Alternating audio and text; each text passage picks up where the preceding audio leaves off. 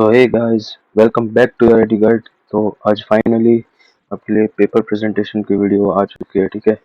और आज इस वीडियो में मैं आपके साथ ये डिस्कस करने वाला हूँ कि कैसे आप जो आपके कंपटीशन में जो भी मतलब बच्चे हैं जो 2 या 5 या 7% से आगे पीछे होते हैं, तो इससे क्या होता है कि देखो डिफरेंस कहाँ पे रह जाता है। पेपर प्रेजेंटेशन में हो सकता है उसने ज़्यादा अच्छे तरीके से पेपर को प्रेजेंट किया हो, ठीक है। अगर आप ऐसे अच्छा पेपर प्रेजेंटेशन नहीं रखोगे और सब मैसी सब लिखोगे तो फिर अगर चेकर को समझ में नहीं आया ना कुछ, तो आपको मार्क्स नहीं देगा, ठीक है। हमें यही मान के चलना है कि चेकर को एकदम अच्छे से क्लियरली सब कुछ समझ में आना चाहिए और अंडरस्टैंडेबल होना चाहिए। तो आज की इस वीडियो में मैं आपको यही सारी चीज़ें आपको सिखाने वाला हूँ। 5 से 6 पॉइंट्स है जो आपको ध्यान में रखने हैं। बोर्ड एग्जाम में भी ये बहुत बेनिफिशियल होगा आपके लिए। सो बने रहिए मेरे साथ इस वीडियो में, ठीक है। So let's start this video.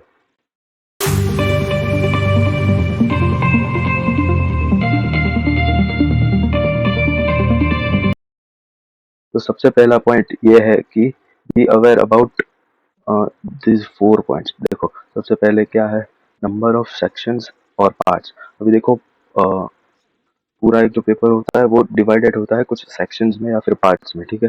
तो सबसे पहले वो ध्यान में रखो कि कितने पार्ट्स है, कितने सेक्शंस है हमारे पास, कितने नंबर ऑफ सेक्शंस है, ठीक है। दूसरी बात क्या है, टोटल नंबर ऑफ क्वेश्चंस। पूरे ही क्वेश्चन पेपर में कितने क्वेश्चंस है टोटल, और उसमें से कितने हमें अटेंड करने हैं, ठीक है, कितने अटेंड करने हैं।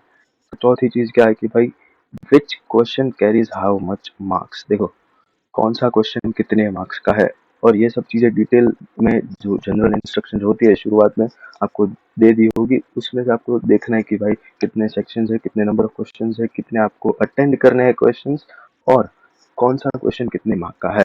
देखो in first half an hour आधा घंटा पहला आपको दिया जाएगा, जिसके अंदर आपको ये सब चीज़ें देखनी है पहले, और उसके ऊपर से आपको मेक आउट करना है कि विच sequence you will start your paper, ठीक है।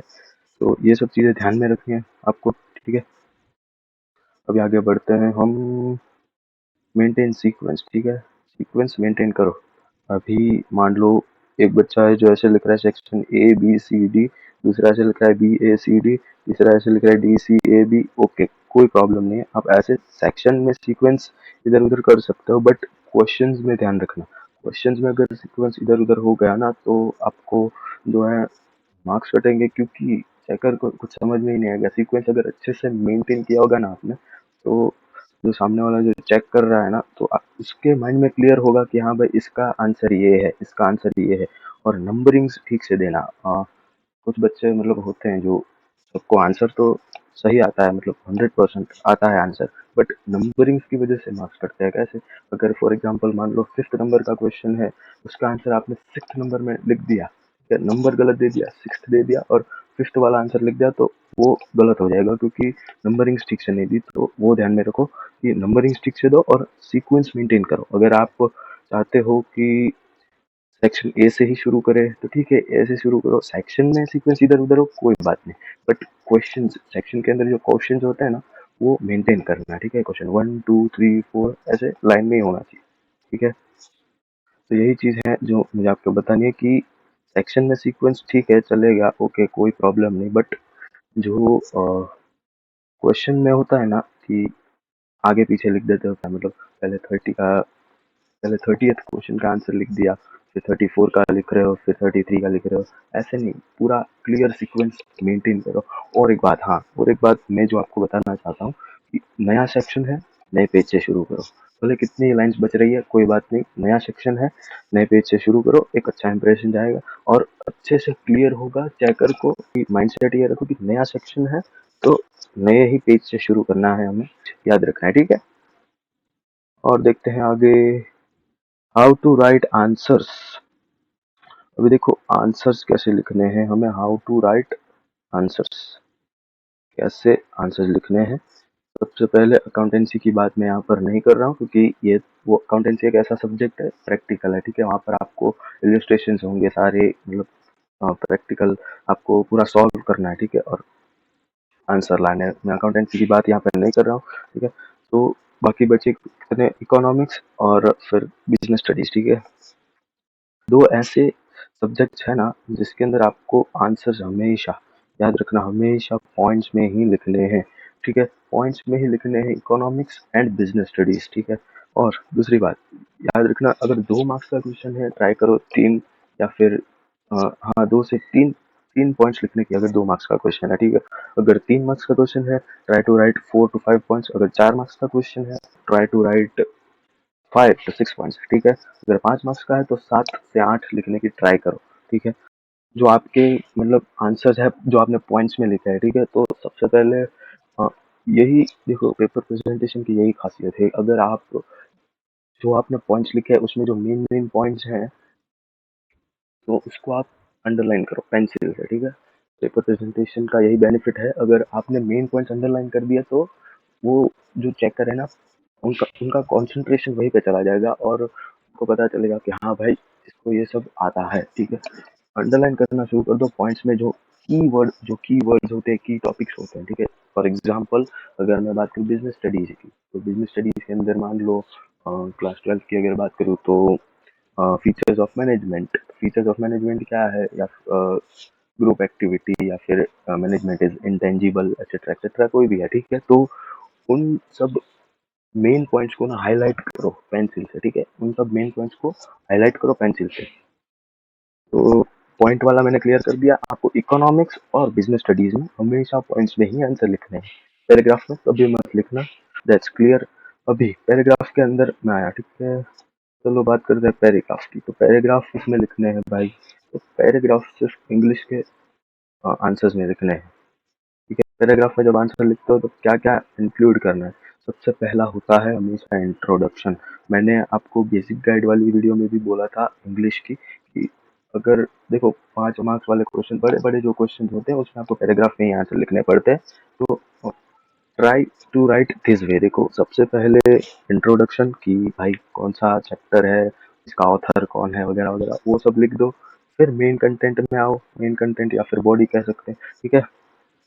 उसके अंदर जो क्वेश्चन में पूछा गया है ना उसका आंसर दो सिंपली, ठीक है। जो क्वेश्चन में पूछा गया है उसका आंसर दो सिंपली, ठीक है। और लास्ट में आता है हमारे पास कंक्लूजन। इन 3 पॉइंट्स को मतलब देखो पैराग्राफ में जब भी आंसर लिखते हो ना, ये 3 पॉइंट्स हमेशा याद रखो, introduction, main content and conclusion, ठीक है। और पैराग्राफ में जब भी आंसर लिखते हो तो ऐसे ही लिखो, ठीक है। अभी आगे बढ़ते हुए चलो नेक्स्ट में चलते हैं हम, हैंड राइटिंग। ये देखो कई बच्चों का क्वेश्चन होता है कि भाई हैंड राइटिंग क्या मैटर करती है एग्जाम में या फिर पेपर प्रेजेंटेशन में।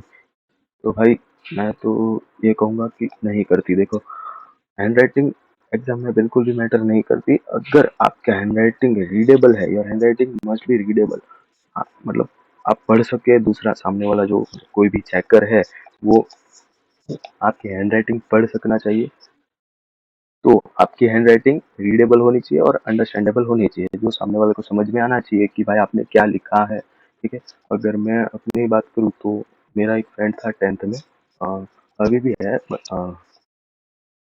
तो वो मतलब टॉपर एकदम 96 97 98 वाला बंदा, 98%, ठीक है। बट अगर आपने उसकी हैंड राइटिंग देख ली ना, सच में मतलब when we both were in 7th तब भी मैंने उसको कहा था भाई थोड़ी हैंड राइटिंग सुधार ले भाई, मैंने कहा था। तो वो पता है मुझे क्या कहता कि मुझे कहता है कि देख भाई हैंड राइटिंग मैटर नहीं करती, बस सामने वाले को समझ में आना चाहिए।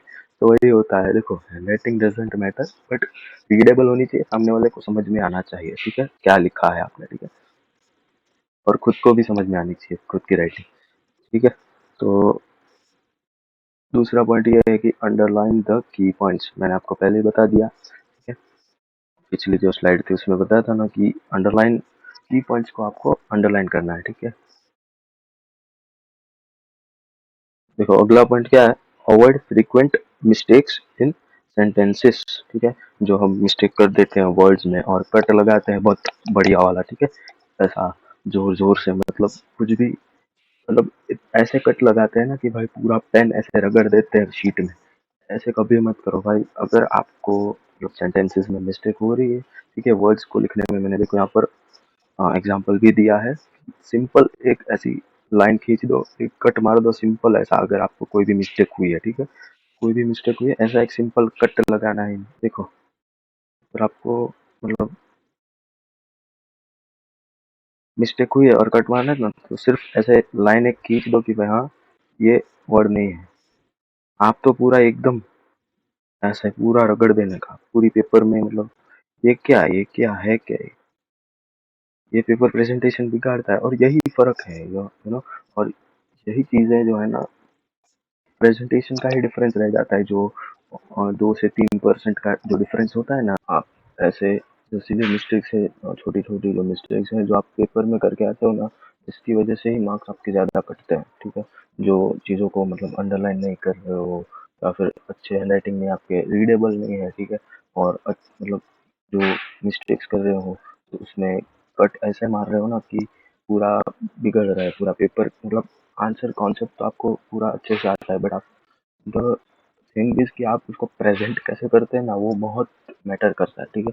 अगर आपका प्रेजेंटेशन अच्छा नहीं है, ठीक है, आपको कॉन्सेप्ट सब आता है बट प्रेजेंटेशन अच्छा नहीं है, तो वो कोई काम का नहीं ना। अगर सामने वाले को समझ में नहीं आया तो वो क्या, वो कुछ काम का ही नहीं है ना। समझ रहे हो बात को? वो बहुत मैटर करता है कि आप आंसर अपने प्रेजेंट कैसे कर रहे हो, ठीक है। अभी अगर मैं एग्जांपल दूँ तो हर आंसर के बाद अगर आप दो दो लाइन छोड़ रहे हो तो अच्छी बात है, एक एक लाइन छोड़ रहे, मतलब अगर कुछ बच्चे होते हैं जो लाइन्स भी नहीं छोड़ते और आंसर खत्म हुआ और वैसे ही दूसरी लाइन से दूसरा आंसर शुरू। तो ये सब छोटी छोटी मिस्टेक्स जो है आप करते हैं ना, इससे इसी की वजह से आपको मतलब ज़्यादा मार्क्स आपके कटते हैं। तो ये चीज़ें अवॉइड करें, ठीक है, इन चीज़ों में ध्यान रखें, ठीक है। तो वही आपको एक डिफरेंस आपको समझ में आएगा कि क्या चीज़ें हैं, मतलब क्या मैटर करता है ज़्यादा। Presentation is most important. Avoid frequent mistakes in sentence. ऐसे सिंपल ऐसा कट लगा दो। ज़्यादा ऐसे अगर ऐसे करोगे ना, पूरा ऐसे कट मारोगे ऐसे ऐसे, तो भाई प्रेजेंटेशन बिगड़ेगा और मार्क्स कटेंगे। सच्ची बता रहा हूँ। तो ये सब चीज़ें ध्यान में रखो, ठीक है। बढ़ते हैं अगली स्लाइड की तरफ। Time management. बच्चे टाइम मैनेज नहीं कर पाते हैं एग्जाम के अंदर, ठीक है, बोर्ड्स में या फिर कोई भी एग्जाम हो। टाइम ज़्यादातर मतलब कम ही पड़ता है, ठीक है, बच्चों को। उसका रीज़न क्या है? हम टाइम को मैनेज करके नहीं चलते ना, इसलिए, ठीक है। अभी एक देखो, फोकस ऑन टाइम मैनेजमेंट, ठीक है। Focus on time management, try to cover 80 marks का अगर पेपर है आपका, तो ट्राई करो कि वो 2 घंटे और 40 मिनट में खत्म हो जाए, ठीक है। मीन्स उससे हमें क्या पता चला कि गिव मैक्सिमम, ज्यादा से ज्यादा 2 मिनट दो फॉर 1 मार्क। 1 मार्क के लिए सिर्फ 2 मिनट दो, ठीक है। अगर आपका 5 मार्क्स का क्वेश्चन है तो try to cover it within 10 minutes, ठीक है। 10 मिनट के अंदर अंदर उसको खत्म करो, तो ही आपका पेपर जो है 2 घंटे और 40 मिनट में खत्म होगा। और इसको मतलब इम्प्रूव करने के लिए, टाइम मैनेजमेंट को इम्प्रूव करने के लिए आपको क्या करना पड़ेगा? देखो, सबसे पहले सिंपल पेपर प्रैक्टिस कर लो, पेपर्स प्रैक्टिस करो, ठीक है। उससे क्या होगा कि और टाइमर लेके बैठो कि भाई पेपर्स प्रैक्टिस कर रहे हो और टाइमर लेके बैठो। हो सकता है पहले पेपर में आपका ज़्यादा टाइम लग जाए और दूसरे में उससे कम, तीसरे में उससे कम, धीरे धीरे करके मतलब टाइम मैनेजमेंट हो जाएगा, ठीक है आपका। तो ऐसे सैंपल पेपर प्रैक्टिस किया करो पूरे, ठीक है। 2 घंटे और 40 मिनट में 80 मार्क का पेपर खत्म हो जाना चाहिए। और जो 20 मिनट जो आपकी बची, 20 मिनट्स, वो यूटिलाइज करो चेक करने में, ठीक है। क्या आपने कोई गलती तो नहीं कर दी अंदर? 20 मिनट में पूरा पेपर चेक कर लो। देखो, सब कुछ देख लो कि भाई नंबरिंग्स ठीक से दी है, सेक्शंस ठीक से हैं, पूरे क्वेश्चंस ठीक से है, सीक्वेंस में है क्या नहीं है, ठीक है, वो सब देख लो। कोई आंसर छूट तो नहीं गया? हाँ, ऐसा भी होता है कि गड़बड़ी में छूट जाता है कोई भी क्वेश्चन। अगर फॉर एग्जांपल टाइम कम है, प्रेशर में हो, तो कुछ क्वेश्चंस होते हैं जो छूट जाते हैं। तो वो सब 20 मिनट में, देखो लास्ट के 20 मिनट्स आपको इस ही वजह से मैं बोल रहा हूँ कि आप चेकिंग करोगे ना, तो क्या होगा कि कोई भी कुछ भी चीज़ अगर आपको मिस्टेक है तो आप सुधार सकते हो, करेक्ट कर सकते हो। और अगर कोई भी क्वेश्चन छूट गया है तो यू कैन राइट, ठीक है। तो यही चीज़ है और ये सब चीज़ें ध्यान में रखनी है आपको। अभी टाइम मैनेजमेंट करके चलना है हमको, ठीक है। तो ये सब चीज़ें आपको ध्यान में रखनी है, ठीक है। मैक्सिमम 2 मिनट ही दो एक मार्क्स को, ठीक है, एक मार्क को सिर्फ 2 मिनट ही दो मैक्सिमम। अगर आपको याद नहीं आ रहा है या ऐसा कुछ प्रॉब्लम आप फेस कर रहे हो, फिलहाल के लिए छोड़ दो उसको, उस क्वेश्चन को छोड़ दो, उसकी जगह छोड़ दो, ठीक है, और आगे बढ़ जाओ, ठीक है। आपको जब भी याद आएगा तो देखो, और एक बात, बच्चे क्या करते हैं ना कि जो भी क्वेश्चन उनको नहीं आता है ना, उसमें सोचने में बहुत टाइम लगाते हैं, सोचने में बहुत टाइम लगाते हैं, इसकी वजह से आगे का पेपर जो उनको आता है, ठीक है, जो उनको आता है वो भी वो लोग छोड़ देते हैं। क्यों? क्योंकि टाइम बचा नहीं, सोचने में ज्यादा टाइम यूज कर दिया। तो ये चीज नहीं होनी चाहिए। अगर आपको नहीं आता है या फिर सोचने में टाइम लगेगा, आपको पता है कि आपको सोचने में टाइम लगेगा, तो उस क्वेश्चन को छोड़ दो ना फिलहाल, उसकी जगह छोड़ दो आंसर की, और आगे बढ़ जाओ। क्यों टाइम वेस्ट कर रहे हो अपना, ठीक है। और 20 मिनट मैंने आपको लास्ट में बोला, वैसे चेक करो पूरा, अगर कोई भी आंसर छूट रहा है तो लिख सकते हो, और अगर कुछ भी मिस्टेक है नंबरिंग में, सेक्शन में, ठीक है, क्वेश्चंस में, तो वो आप अपने हिसाब से उन 20 मिनट में करेक्ट कर सकते हो। इसलिए ये 20 मिनट्स का टाइम बचा कर रखो, ठीक है। अभी पेपर जब प्रैक्टिस करते हो, अगर आप मतलब कोई भी क्वेश्चन पेपर है या फिर सैम्पल पेपर है, अगर आप प्रैक्टिस कर रहे हो ना, तो किन चीज़ों पे फोकस करना है मैंने आपको बताया पेपर प्रेजेंटेशन में, इस वीडियो में सारा कुछ बता दिया, ठीक है। एनालिसिस करो, अगर आप क्वेश्चन पेपर प्रैक्टिस कर रहे हो तो ये एनालाइज करो कि भाई ऐसे कौन से क्वेश्चन थे जो आपको आते ही नहीं थे, मतलब जो आपको आते ही नहीं थे, पहली बात तो, ठीक है। ऐसे कौन से क्वेश्चन थे जो आपको आते ही नहीं थे, ठीक है। दूसरा, ऐसे कौन से क्वेश्चंस थे जो आपको आते थे बट टाइम कम पड़ा, या फिर कोई भी कुछ भी प्रॉब्लम आपने फेस की तो आपने नहीं अटेंड ही नहीं किया, ठीक है। देखो, कोई भी क्वेश्चन हो ना, छोड़ के मत आओ। तो मतलब कोई भी क्वेश्चन हो, छोड़ के मत आओ। अगर कुछ भी उस चैप्टर के रिलेटेड अगर आपको कुछ भी आता है तो लिख दो, बट कोई भी क्वेश्चन छोड़ के मत आना कभी भी, ठीक है। छोड़ना नहीं है कोई भी क्वेश्चन ऐसे ही, ठीक है। कुछ भी लिख के आओ कि भाई इस चैप्टर में ये है, ऐसा वैसा, कुछ भी लिख के आओ, कुछ भी, मतलब चैप्टर के रिलेटेड कुछ भी, ठीक है। तो पहले तो ये कि जो आपको आने चाहिए थे बट आपको नहीं आए, आपने अटेंड नहीं किए, ठीक है, आते थे। और दूसरे ये जो आपको आते ही नहीं थे।